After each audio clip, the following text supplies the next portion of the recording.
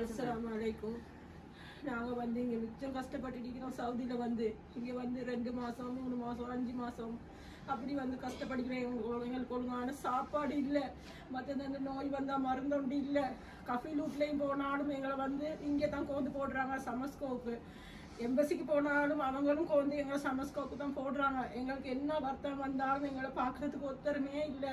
மற்ற நாட்டிலலாம் வந்து இத்தோப்பி, Guinea, Indonesia எல்லா பக்கம் வந்து ஆளை எடுத்துகிட்டு போகிறாங்க. எம்பசியால் வந்து பேசி எல்லா ஆட்களையும் அனுப்புகிறாங்க. எங்களோட ஆட்கள் மட்டும் போகிறதே இல்லை. நாங்கள் மிச்சம் கஷ்டப்பட்டுக்கிட்டு இருக்கிறோம். அப்போ வந்து 10 வருஷம் உள்ளவங்களை கூட வந்து அனுப்பாமல் இங்கே வந்து கொண்டு போடுறாங்க. இங்கே வந்து எங்களுக்கு சரியான எந்த ஒரு இதொன்றும் இல்லை. மிச்சம் வெளியே போவேலாம், ஒரு மருந்து எடுக்கலாம், ஒழுங்கான சாப்பாடு இல்லை. அந்த சாப்பாடை தின்னோன்னா எல்லாருக்கும் ஒரே வவுத்தால போகுது, வவுத்த வலி வருது.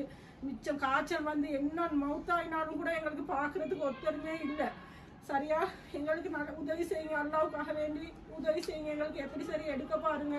மிச்சம் நோயாளிகள் சிங்களம், முஸ்லீம், தமிழ் எல்லாம் இங்கே தான் இருக்கிறாங்க. 100கணக்கான பேர் இங்கே இருக்கிறாங்க.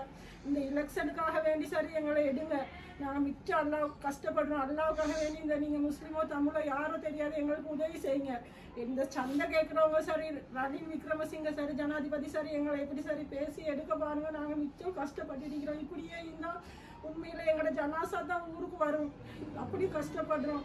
10 வருஷம் கஷ்டப்பட்டவங்கள கூட அனுப்புறாங்க. இல்லை எங்களுக்கு எந்த ஒரு சான்ஸோ எந்த இது உண்டோ எங்களுக்கு இல்லை. நாங்கள் அவ்வளோ கஷ்டப்படுறோம். சொல்லலாம் எங்களோட பிள்ளைகளுக்கு சொல்லி அனுப்பிக்கிற வழி இல்லை, எதுவுமே இல்லை. பிள்ளைகளோட போயிட்டு சேர்றதுக்கும் எங்களுக்கு வழி இல்லை.